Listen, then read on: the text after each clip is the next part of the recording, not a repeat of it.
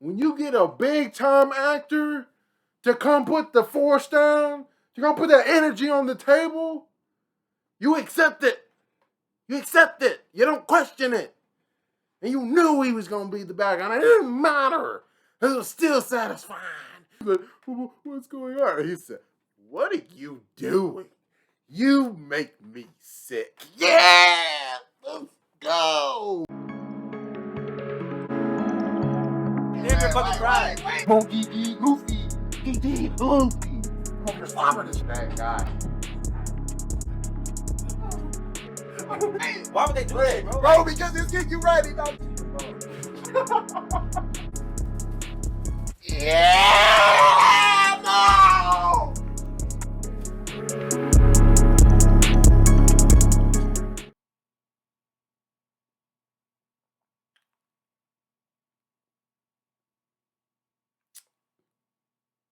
If you have not watched Spider-Man No Way Home, don't watch this video.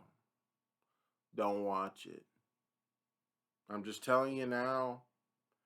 I don't want to, waste too much more time because I've been waiting all day to talk about this. But don't watch this video. Okay. Heavy spoilers. All right. So now that I've gotten that all out the way, this is the best Spider-Man movie. No question. No question. You want to talk about the second best? The second best villain in the MCU. No question. None. I don't want to hear no more. All right, I'm jumping ahead. All right, and people are like, Travis, what villain is you talking about? There are so many villains. Well, I'm going to tell you which villain I'm talking about. You should know what villain I'm talking about. Only one person I could be talking about, okay? But let me try and run through it a little bit, okay? Let me try and run through it a little bit. Did you see that flip? You see the energy? No, it's not a flip. I've been holding this in all day, okay? It's too much hype. I'm sweating already, all right?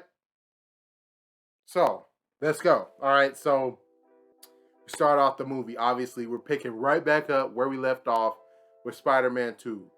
Obviously, he went and fought Mysterio. Mysterio framed him and has painted him to be a murderer. Obviously, we know that's not the case, but, some doctored footage, doctored recordings, and who else but Jonah Jameson to lead the charge and try and get this man canceled. Obviously, we know all about canceling people nowadays, so I do think that was pretty cool. The reality and awareness that this movie has of how we operate today, because, bro, as soon as people find out that he's Spider-Man or whatever, well, number one, people start asking MJ in the street. They was like, and they're getting aggressive and all that other stuff, you know what I'm saying? Because people are split. People don't know it doesn't seem they're very split at first, because it seems like everyone just thinks that Spider-Man is a murderer and all that other stuff. So they start getting aggressive with her, stuff like that. He swings down, to get her and stuff like that. And some chick comes up to him and he just he don't even hit her, touch her, nothing like that. But he grabs MJ, he starts swinging away. And this woman had been hitting him or whatever. And then when he swings away, she's like, oh my God, Spider-Man hit me. That shit was crazy. You know what I'm saying? Because that is definitely some stuff I would try to do, you know what I'm saying? Try to make quick come up, you know what I'm saying? I'm back. Spider-Man. Yeah, it was him. But obviously we know that he's not a murderer. He's not a bad guy and all that. But he has been framed.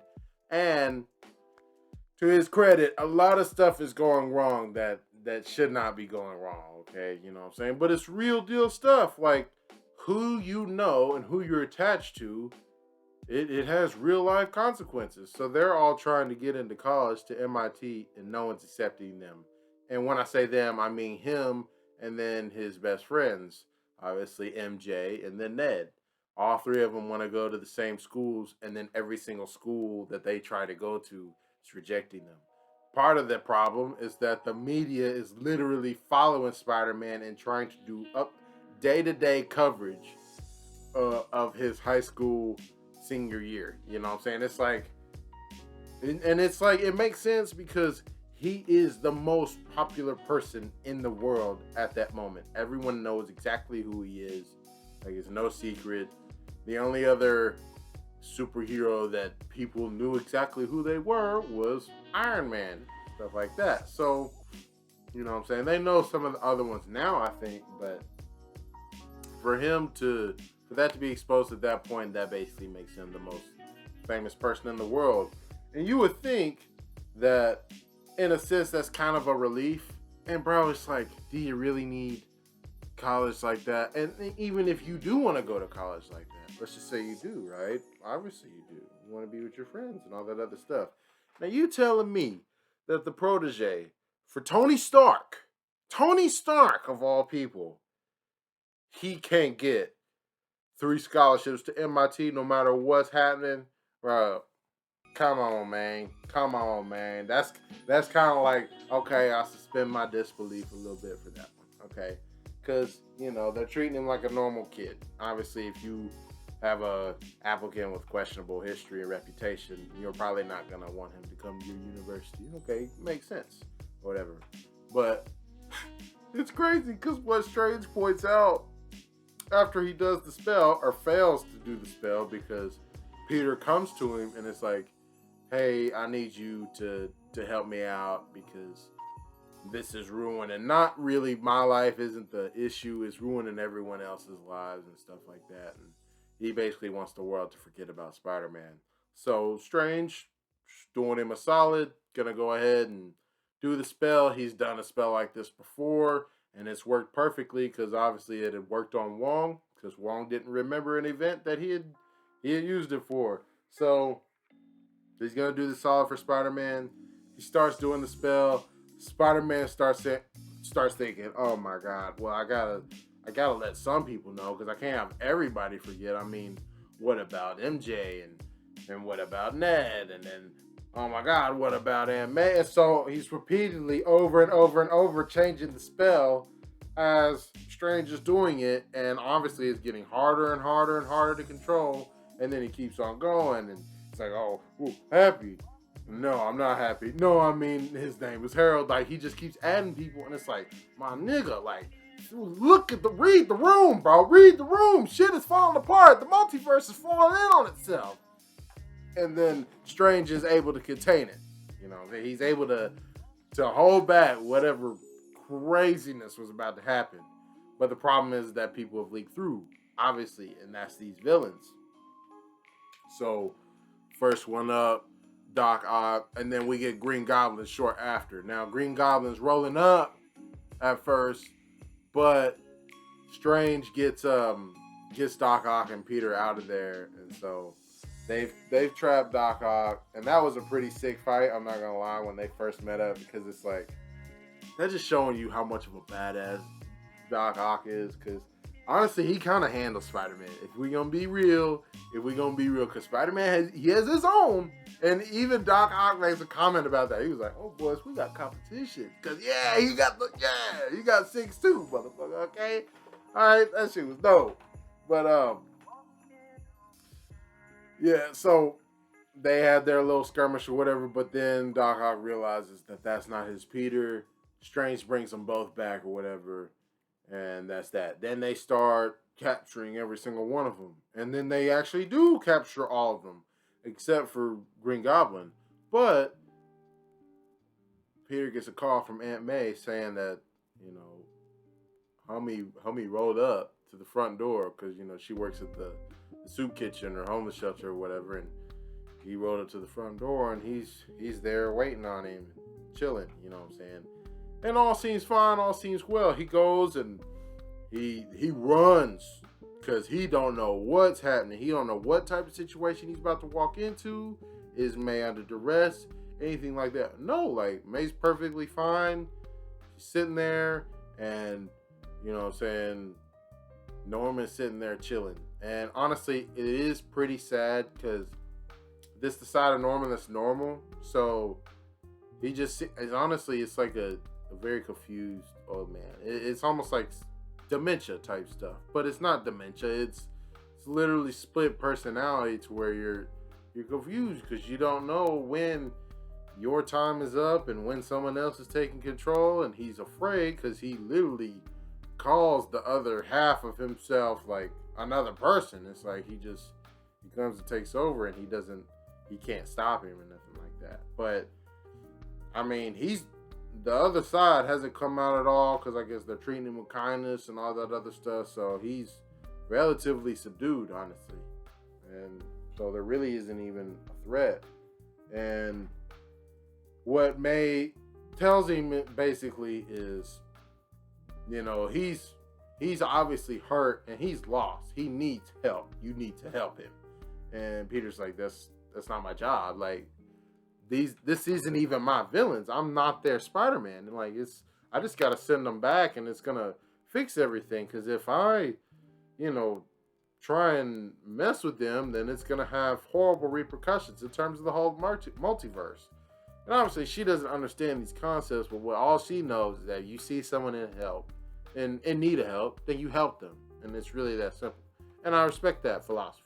Because really and truly, that is how you should approach it. And that's how a hero is supposed to be. You know what I'm saying? If you see somebody who needs your help and you're in a position to help them, then help them. So yeah, he brings Norman back, and then they start working on cures, basically, to help all of them.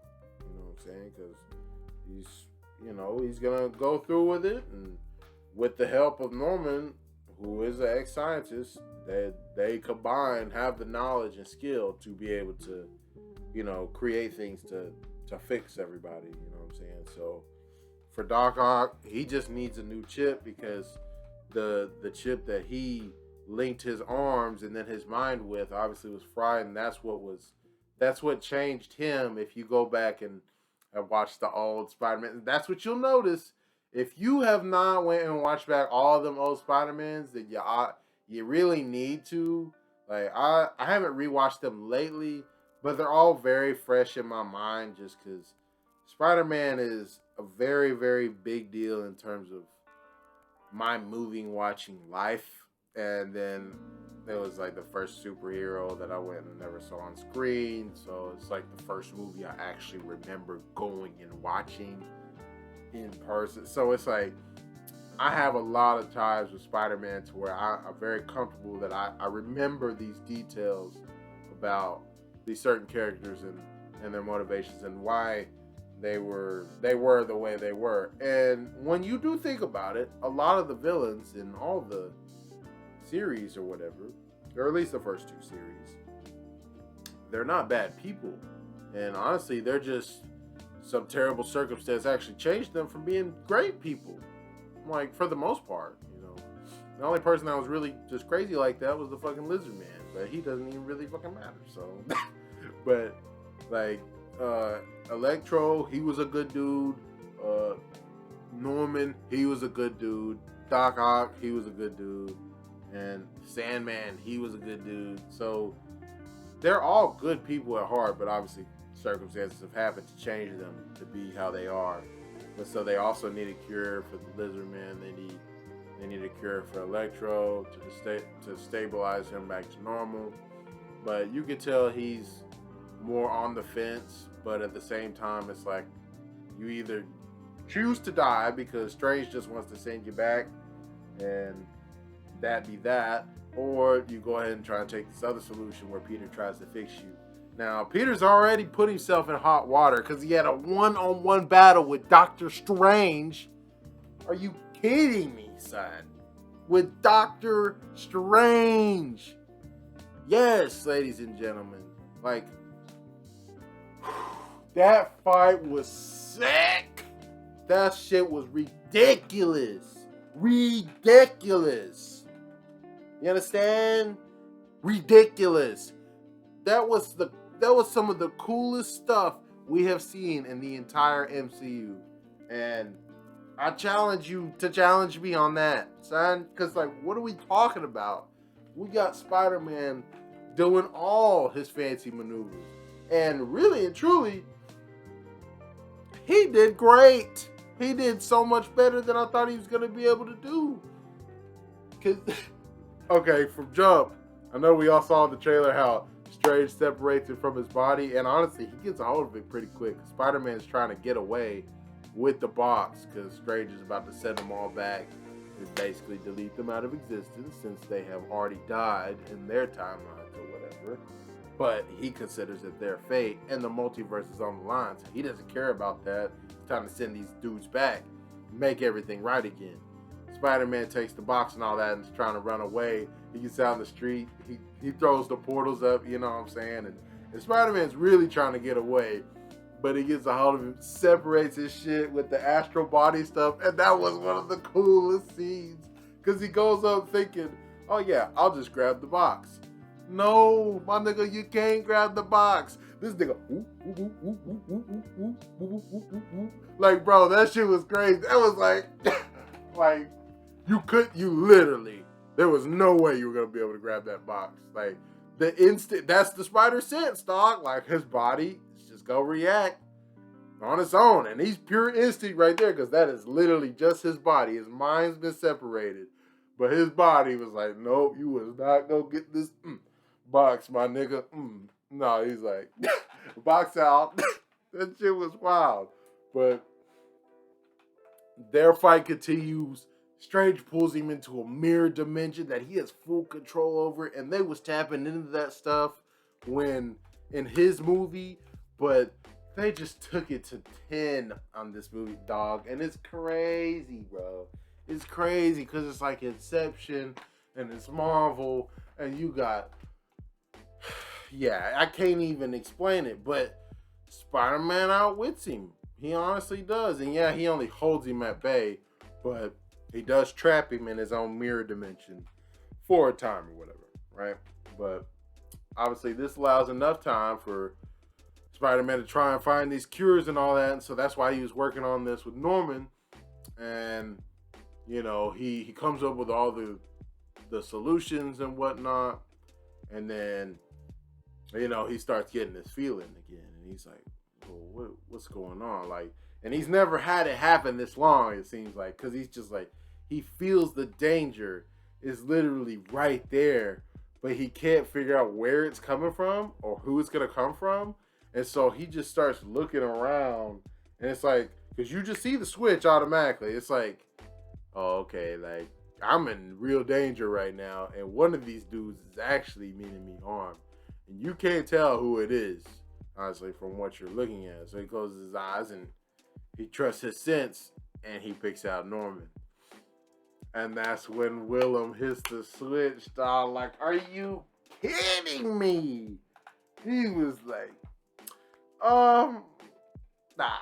yes, you found out it was me. You wanna fix us? There's nothing to fix. Yeah, I was like, yeah, let's go. You knew it was coming. You knew it was coming because, like I said, the first appearance we have of him is right after Doc Ock. And you think he's about to tango with him, but he gets portaled up out of there. The second time we see him is Norman by himself before he goes and sees Aunt May and he's all normal and stuff like that. He's in the alleyway and, you know, he's obviously very scared, confused and stuff like that. And he has the mask and he sets it up or whatever. And he's like, what's going on? Oh, bro. When he puts that mask up and then he's able to start having conversations with himself, I damn near busted a nut. Like, what are we talking about? Okay? He put that mask up and the first thing this nigga said, he's like, what's going on? He said, what are you doing? You make me sick. Yeah! Let's go! I love that shit. Are you kidding me? You make me sick. What are you doing? Slinking around in the shadows, acting like a bitch. That's what he wanted to tell him. I love it. I love it. That's the energy, son. When you get a big time actor to come put the force down, to come put that energy on the table, you accept it. You accept it. You don't question it. And you knew he was going to be the bad guy. And it didn't matter. It was still satisfying. It was still so satisfying. And we wasn't even close to done. We wasn't even close. That's the beauty of it. Because we're like halfway into the movie at this point. Only barely halfway. So, dudes start going rogue. Electro starts busting out, doing his own thing. Because he found an arc reactor. So you already know that that's going to give him the extra mega boost that he's never felt before. And he already likes the different energy that he's feeling in this world. It's not something like he's ever experienced. So you can tell that he was already on the fence before, and now he's got his chance. He's going to take it. And he's feeling what, you know what I'm saying, Norman's saying. Because he doesn't view his powers as a curse or as an issue. He views himself as being upgraded. And to be honest, he was. Because he was a scrub, an extra scrub. And now for better or the worse, he's famous or infamous. So it was a cool dichotomy of, like, basically half of the villains were like, or two of the villains don't really care, being Sandman and, Electro at first. And then Doc Ock Doc Ock doesn't want to be fixed at all until he's fixed because he was compromised. So now he's basically back to normal. Completely now. So he's in total control. Norman hits the switch. Obviously, he don't want to be fixed because he's like, these are not curses. And he was giving a pep talk to the other villains, dog. It was so good. Oh my God. I love it. It was so good. He literally was giving a pep talk, talking to just, I don't think you guys understand. These gifts, these are not curses. These are gifts from God. And then he was like, Peter, you're struggling so hard because the world wants you to choose. And he's like, why choose when you're a God? When you're a God.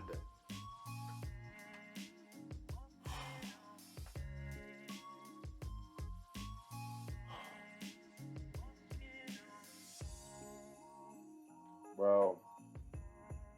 And we don't stop there, son. We don't stop. Alright? Because, yeah, they're causing chaos and all that stuff, but Norman starts putting the fucking beat down on this nigga, man. A boom, boom. And yeah, Spider-Man hitting this nigga back. Because I forgot that Green Goblin was that strong. He's a physical beast. Dog, because he was overpowering Spider-Man. Like, you could say that Spider-Man pulls back his punches and all that other stuff. After a while, he was not pulling his punches, dog. Because, you know what I'm saying, his ground game was sick. He was giving him the 2-piece, the biscuits, and the gravy. All that other stuff. Sides included. You don't have to pay extra for it. We give it to you complimentary. Like, what are we talking about? The man was doing wrestling moves. He was suplexing him through the floor. Yes! That's what you do. Talk his shit to him. And when he would hit him back, bro, there was literally a moment where he had, picked him up. And Spider-Man's wrapped around him and he just wailing on him. Right to his dome. Right to the noggin. And he's laughing. And he's smiling as he does it. And then he suplexes him through 4 floors. What are we talking about? It's so good. It's so satisfying. I know people love Doc Ock. And I like him too. I honestly think that was probably the best movie of that first trilogy. And to me, probably the best movie of all the Spider-Mans thus far. But that ended today. Ladies and gentlemen. No question. That's over. This is the best Spider-Man movie. Alright, and I'm breaking my review halfway through, and I have to say it because I can't wait any longer. It needs to be put in stone. Alright? It needs to be put in stone. And then I keep going, bro, because, he pile drive this nigga through all the floors of the building, like 5 floors down. and you see the floors coming down, son. And he hits him hard, and he's basically a wreck at this point. He don't have much energy left. He's gripping this nigga by the back of his head, talking shit to him, and he's like, you, why are you fighting against this? Just embrace who you are. Why are you so upset that people know who you are? Like, he wants him to hit that next level with him. He wants to fix him. He wants to make him better. And you know why what he thinks he can do to help that along? He's like, you know what? I'm going to fix you two. And bro, Aunt May's right there. And you're like,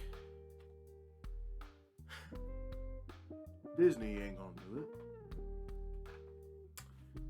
Disney ain't going to do it.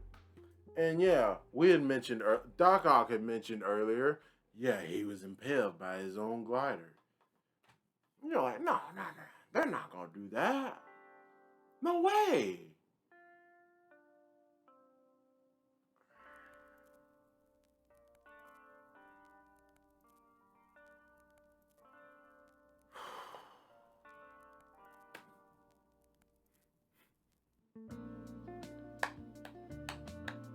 Yes, sir. Yes, sir. So, like I said, he's got him dead to rights. And Aunt May, respect to Aunt May, dog, because it's dumb, but it makes so much sense. Because, bro, how can you not? She wasn't going to be able to do anything, and she really didn't do anything, but she stood her ground and was not going to leave Peter alone at that moment. Because he's on the ground, and he could kill him, honestly, at this point. But, you know, she's holding something, and obviously she's facing him. She don't see the glider behind her. It comes through and knocks her out the way. And honestly, you don't really think much of it at the time because it don't seem like she's dead or whatnot. And she's not. And then he throws a grenade and Peter rushes over to knock it out the way and whatnot. And it doesn't quite get her. So you think, okay, we dodged a bullet right there. You know what I'm saying? But then, like, you know, he's finally able to get up. Because you could, like, this is probably the most beat up he's been since Infinity War, I would say. And maybe a little worse at this point, honestly. Like, he's taking a beat. And he gets over there, and May's asking him, like, you all right? You good? Like, she stands up with him and whatnot, and they start walking towards the exit. And then you could see, the audience knows. And then you see her hand starting to shake and all that other stuff. And then she's like, I need to, you know, hang out for a moment, catch my breath. And, you know, that was like, it was a great scene. And I'm not going to say it might be the best scene in the movie, dog, because I give props to Tom Holland with this. I don't know how great your acting chops are yet, but I'll say this. You can hit them emotional scenes, dog. No question. You've gone two for two this time. I didn't cry, but I may have gotten closer to crying this time than I did in Infinity War. And that was hard to do because that was rough. This was really rough. Especially with how kind she was being and the fact that it was Norman. And the fact she was being so nice to him before. All that stuff. And bro, he was talking. Yes. And bro, he was bad-mouthing her too. He was talking about, you're just chained down by that moral crusade that woman has placed on you. Now let me take those chains off of you. You're like, yeah! Bro, that's what I'm talking about. That's that shit, son. That is what I am here for, baby. And only WILLEMMM could have done it. No one else could have pulled that off like that, son. Because he brings that presence and that energy. And it's a rough scene. But May dies. May dies. And thank you, Disney, for doing that and for committing to it. Because we needed that. We needed real deal repercussions. We needed Goblin to take niggas with him. You know what I'm saying? He, to me, is the main villain for Spider-Man. Now, that's probably just because, like, he's the only villain, or the first villain that we saw in the live-action universe that Spider-Man went up against or whatever. But to me, that's just always been his greatest villain. So to bring him back in this way and make him even better, just not to make him, but to accentuate what was already there. What was already there, because I can't stress this enough. It's like, I don't know if it was just the limitations of movies back then, or the director who was doing it then, and that Marvel didn't have their hands on it for real like they do now with Disney and all that. But they just took everything from them old movies and just dialed it up to 11. Because now they're closing in on him, like the armed forces, basically. Because remember, he's still a fugitive, basically. Like, the world's on a manhunt for him, and they're trying to bring him in and stuff like that. And he's not even able to get really a moment to grieve for May. Like, he's sitting over her body, and he's like, May, what are you doing? Like, come on, like, wake up. Like, what are you doing? Like, come on. Hurry up. Stop doing this. Like, we don't have time for this. Like, you know, get up. And it's slowly sinking in that, no, bruv, she's gone. It's over. You didn't save this one. You couldn't save her no matter your best efforts. None of that. And honestly, she didn't really have to die. That's like the worst part about it. So yeah, it's the mission that she placed on him, but it's also the code that you've always lived by. So I do like the fact that he was broken. Like, honestly, he needed help to bring him back to the path that he's supposed to be on. Because not a lot of things are gonna break Peter Parker, but this Aunt May that's the number one figure he's got in his life. It's the closest person he has to him besides MJ at this point. So I'm glad that we went ahead and went through with it, dog. Because like I said, emotional impact was hitting so hard, and it was a rough time for us, you know what I'm saying? It was a rough time for us. But what we got out of it was just that much sweeter, dog. Because, yeah, you know what I'm saying, he needs help, and he's gone AWOL for the minute. I guess he's going on the run right now, obviously, because, you know, the folks was closing in on him, but he had to bounce. Ned and MJ don't know where he's at. So, with the magic that Ned still has that Peter stole from Doctor Strange, he starts making portals talking about, I wish I could find Peter. And I knew as soon as he did that, I was like, that's not him. That's not Hummy. Because they open the portal, and then you see Spider-Man, and he just waves back to him, and he starts walking their way and hops in. And it's Andrew Garfield. I knew it, bro. I knew it.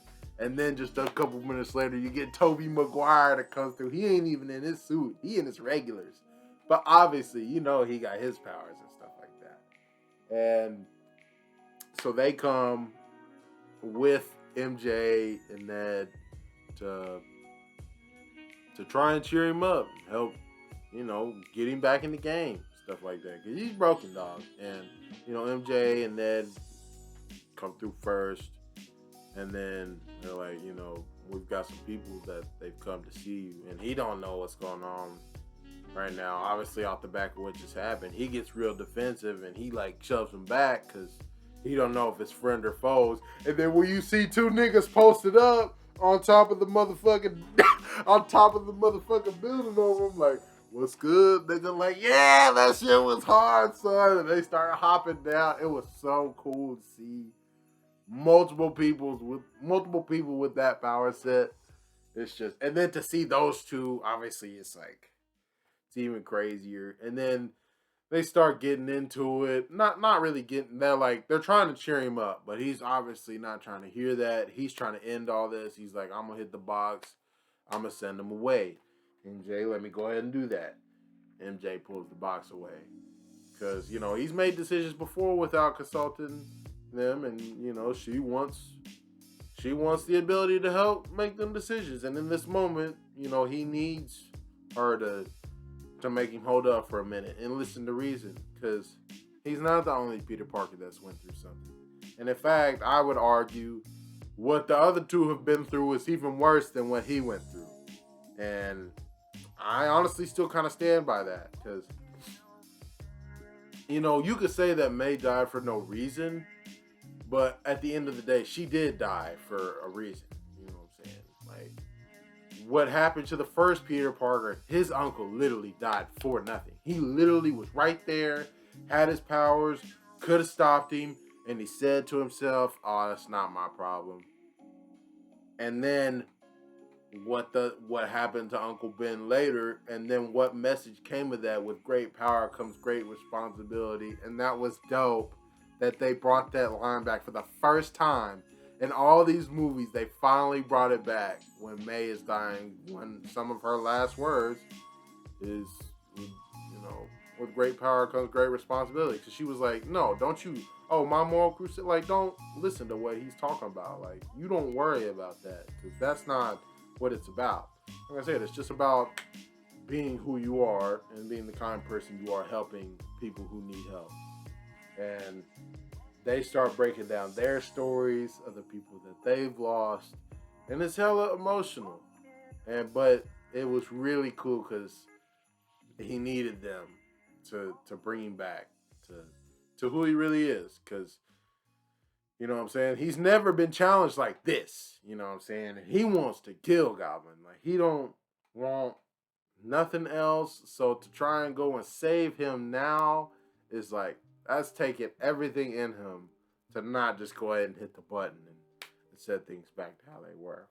So, teams up with the three of them. They finish making the cures again for all of them, and all the villains and all that stuff, because they're going to go and try and save all of them and then send them back to their universes, and thinking that will actually save them from their fates that they're destined to. And so they all pull up, and they've lured in all the supervillains, and so they're trying to combo team it out.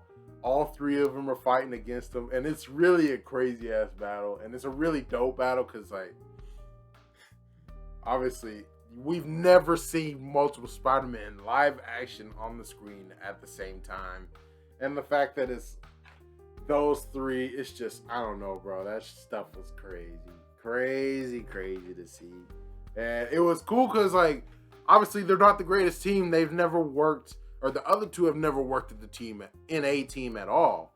And let alone to try and work with other Spider-Mans in occupying the same space. Like, some of them were shooting webs and, like, getting caught by the other ones. And it was, like, accidentally hitting each other with webs. So it was, like, it wasn't smooth and seamless. But, like, halfway through the battle, Peter won. Or Peter 3, honestly, because he's the third Peter we've seen. He kind of pulls them together and kind of tells them how to coordinate the attack so they can really get the job done. And then that's when Goblin pops back up again. And to be honest, the villains haven't won if Doc Ock does not come through and start doing support and helping them out. Because really, it blew my fucking mind. Because Electro was seeming like he was damn near unstoppable for a while. And then Doc Ock comes through. He grips up the other two Spider-Man, I guess making him let his guard down and stuff like that. And then boom, let me grip you up too, Electro. Shut him down. Like, that shit was crazy. That was crazy. But obviously the main man who is the problem is the Green Goblin. Because, you know, the Goblin comes through, he steals the box or whatever, and he's trying to destroy it and stuff to prevent it from sending them back and obviously sending them to their deaths and all that other stuff. So he steals the box. Ock tries to get it back. He rips his arms with his glider. It's like, it's crazy because, like, you would think that the first villain we saw would probably be the weakest in the grand scheme of all the ones we've seen, but to come full circle and he's really the strongest, it's like, bro, I can't tell you how much satisfaction I get from that. It's like, oh God, it just makes me feel so good because I knew if they were gonna commit and actually have WILLEMMM here we had to go all the way in. And then we finally get the final battle because everyone's been getting cured, but it's a 1v1. Let's settle this. Mano y mano, you know what I'm saying? Peter Parker, Green Goblin, let's go. And they start slugging it out, hand to hand, and then you can see Peter's not pulling his punches no more because when he's missing, he is literally breaking metal and cracking, leaving craters and stuff. Like, it's madness. And they're hitting hard, and Goblin's not pulling punches. He's trying to stab him to death and stuff like that. And then Peter starts getting the upper hand, busting his ass repeatedly, and then he's about to go and do the finisher, because, I mean, he's wailing on him. And then he grabs the glider, and he's going to go and kebab the man. And honestly, I wish he kind of would, because you need to put him down. But Toby pops up, and he stops him, obviously. And then that's when Goblin obviously takes the opportunity to go ahead and stab this nigga through his back. I love it, bro. I love it so much. But just that action, I guess, reminded him once again, stick to the mission, bro. Stick to the mission and what we're here to do. All the sacrifice, you have to be fine with it. That's the path you've chosen. So whatever happens, you still got to stick to who you are and try and help out. So they get the vaccine and then they cure Norman. So it's like so much has happened, and in the process, he was actually able to destroy the box. You know what I'm saying? So Goblin did what he was trying to do. He destroyed the box, and it was literally ripping apart the fabric of the multiverse. And it was about to pull in every single person who knew Peter Parker from every single universe. And it was gonna be like too many people. I couldn't even recognize the people that were in it, but it was gonna be crazy, right? But Strange is able to put that on lock with a price. So yeah, we win and we beat all the villains, right? We send them back home. But the price is that to really set this all back right and not have all of this basically to have been for nothing is to make everyone forget about him, period. And that includes all the Avengers. That includes his best friends.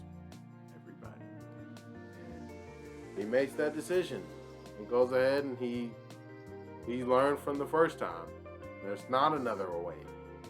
This is what you've chosen. Your actions have led you to this point to make it like this. So at this point, you have to make that right call, especially all the sacrifices that have been made, the folks that have been lost. Like, you have to make this call at this point to set everything back right, fix everyone's lives, and then obviously to give yourself a fresh start too. And he goes ahead and he goes through with the decision, and it's you know, it's rough because, you know, him and Zendaya, you know, we love Zendaya around here, and I guess if any man is gonna, you know, go ahead and be with her, I guess it could be Tom Holland. Real life, in the movie, we can see the chemistry is hella real. We see all that. It worked great. And she was like, you know, you come find me, you tell me the story, and, you know, don't tell me that you love me until you see me again, stuff like that. And so, you know, we flash forward down the road, and then he looks like he's getting his whole fresh start, you know what I'm saying? I guess he's gonna take another approach, and I guess still try and go to college and all that other stuff. Hopefully get to MIT, all that. But he goes in the shop to where Zendaya works, or MJ works, and he's got a whole script rehearsed, all this other stuff, and he's gonna tell him all this stuff. And Ned walks in, and it's crazy because they don't recognize him at all. Like, it obviously worked very well. You know what I'm saying? He's a nobody. Nobody recognizes him. Nobody knows who he is. And he's like, oh yeah, I'm just gonna get a coffee. So he's being hella awkward, hella weird. Then you see Ned, he walks in, and then you know, Ned's chatting with MJ over there for a second. You know what I'm saying? Because they're obviously still best friends. And he can see that their life is just better. It's so much better. And they're not in danger literally just because that they know him. So he makes the decision not to let them know who he actually is. Whether it would have worked or not, I do think it would have worked. But obviously it would have probably taken a while for them to actually believe that and all that other stuff. But I think he could have convinced them in the end that he is who he was and their history together and all that. But I think he made the right call. And in the end, that's the repercussions were real, and then the growth is even realer. You know what I'm saying? Because the Spider-Man at literally the beginning of the movie wouldn't have made that decision. This is the movie where he goes from being boy to man. Because, bro, literally, Strange said it in the beginning, like, so wait, you came to me and had me do this whole cosmic, multiversal, possible reality-ending spell. I mean, it's like a fairly easy spell for him to do, but when you're fucking it up, it can have crazy repercussions. But you didn't even try and give them a second call or shoot them an email, tell them to reconsider your application? I didn't know you could do that. And you going to MIT.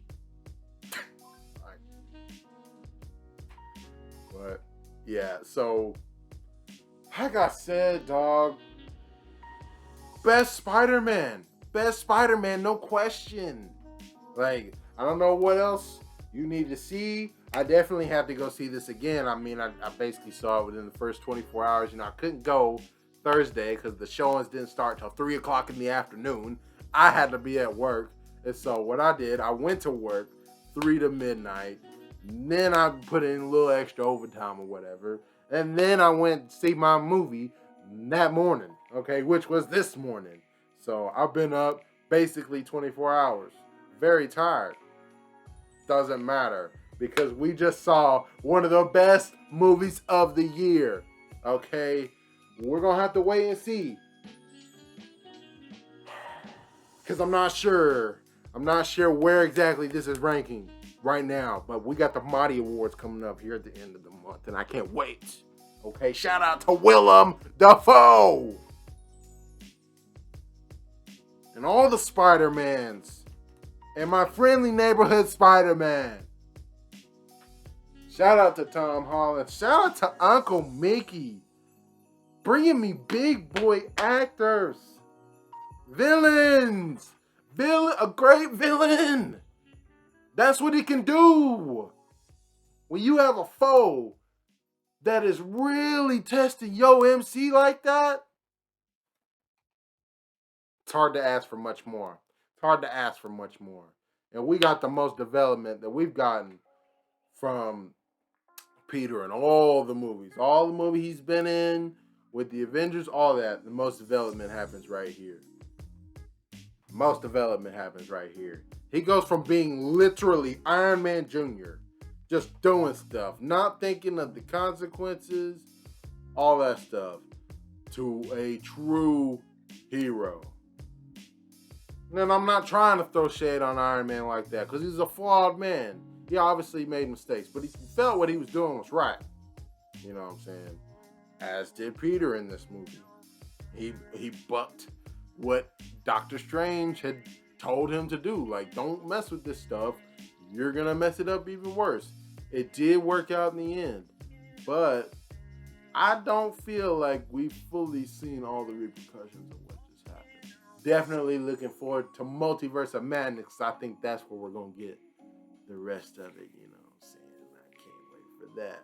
Oh, obviously got to mention the end credit scene. Tom Hardy pops up. And he's about to come see Spider-Man, but he gets sent back to his universe. But not before you see the symbiote gets left behind. At least a piece of it anyway. So, it's confirmed Venom is now in the MCU once again.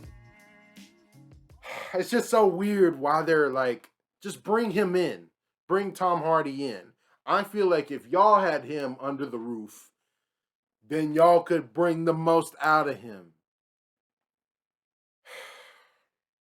But that's going to do it for this review. I know it ran hella long. But how could I not talk about it, man? How could I not talk about one of the top mighty candidates? Okay? Shout out to my Uncle Mickey. Please, people, like, comment, and subscribe. All of that stuff. This movie was a 10 out of 10. Book it. Mark it down. Watch it. Please. Watch it again.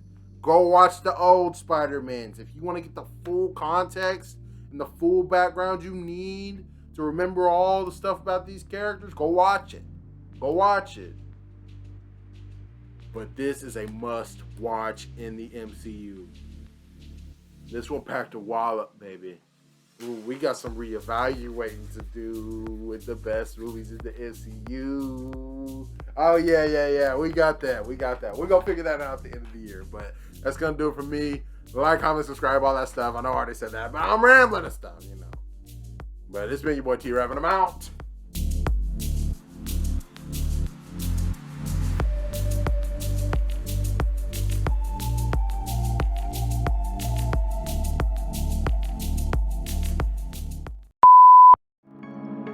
Alright, so just a couple things that I left out that I had to go ahead and talk about.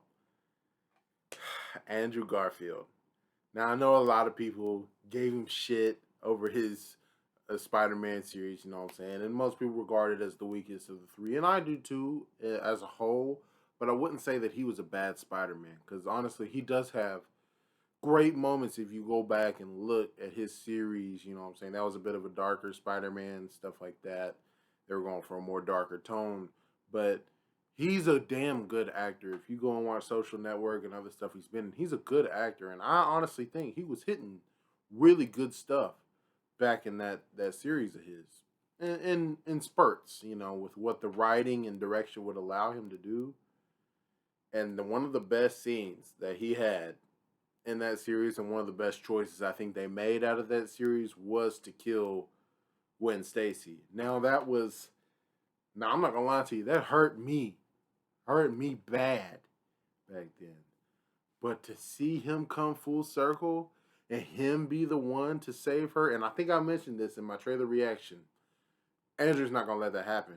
He ain't gonna let that happen again, and he didn't, bro. The fact that he got a chance to save MJ when Peter wasn't gonna be able to, because, bro, that's why I say I love WILLEMMM in this, my nigga. Because not only did he take out Aunt May, he was literally this close from taking out MJ also. It is crazy, bro. Crazy. But had a spot like that, you know what I'm saying, and a couple other things. But yeah, like when he like saved her and touched down, you know what I'm saying, and he asked her if she was okay, and then she asked him the same thing. Bro, like if you haven't watched that Spider-Man series, you're not gonna feel that as hard as you should, you know what I'm saying? But that was definitely a big time moment, you know what I'm saying? So I definitely wanted to go ahead and highlight that. What else am I missing? Matt Murdock. They fucking put him in. He's in the MCU. And it's Netflix Matt Murdock, dog. It's not some other random person we've never seen before. It's our Matt Murdock. The best Marvel show that was on Netflix before these other Marvel shows that came out. And honestly, you want to be real? Still the best Marvel show to this day. Besides maybe Punisher. But, you know, I respect all the new Disney Plus shows that have come out now and all that. But Daredevil goes hard. And that Daredevil, Matt Murdock, that they've chosen, the one that's on the Netflix show, he goes hard, bro. And the fact that he was the lawyer and he got him off, you know what I'm saying? He was like, yeah, you know, you may want to lay low for a while. The brick comes through the window and Peter's going to catch it, obviously, because we know he's got his sense. But the fact that Matt caught that motherfucker, he was like, And I love it that we don't just get past that. No, we also, it's like, how did you do that? Oh, I'm just a really good lawyer. No, bro, that, I love it so much, bro. But shout out to Doc Ock too, like, cause he is a damn good actor also. And yeah, we couldn't really tell where he was going in the movie because like he was a villain, but he wasn't really a villain, and he ends up helping.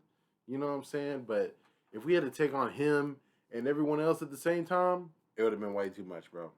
It would have been way too much. There would have been no way we could have dealt with it because Willem was coming with that fire, and we couldn't freaking stop it, bro. Like, oh god, damn good movie, damn good movie. Yeah, that's all my extra stuff. You know, I had to pop that in there. I can't believe I left that shit out, dog. I can't believe I left it out. Shout out to Happy too. You know, Happy has some of the best scenes that they hit the hardest. Because I know a lot of the comic relief characters, they hit when they have their serious scenes in the MCU, but Happy he be touching something, bro. Like, you can feel the pain. You can feel the pain, you know what I'm saying? But definitely had to highlight that. Couldn't leave that out, you know what I'm saying? I can't believe I couldn't forgot it. But, you know, as I was sitting here thinking about it, it just came to me. So I had to go ahead and highlight that. But that's it, you know what I'm